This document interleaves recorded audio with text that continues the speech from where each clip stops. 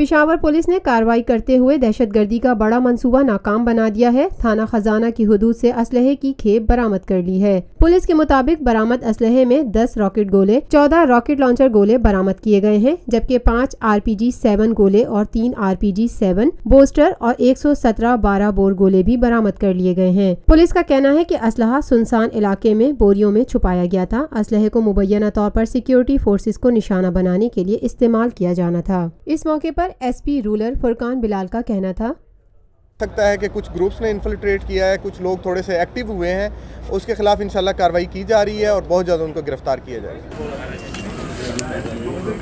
अभी तक की जो मालूमात हैं उसके मुताबिक लॉ इन्फोर्समेंट एजेंसीज़ के किसी भी ग्रुप को इन्होंने हिट करना था, टारगेट करना था।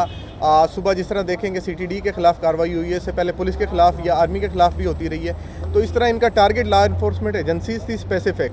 तो उसके हमारे पास जो इन्फॉर्मेशन थी उसके मुताबिक हमने कार्रवाई की और इसको रिकवर किया।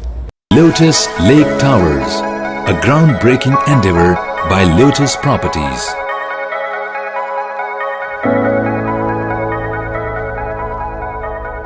मुल्की, बैनुल-अक़वामी, समाजी, सियासी, तिजारती, सकाफती, तफरीही, मालूमाती और खेलों से जुड़ी हर छोटी बड़ी खबर का मरकज TNN TV।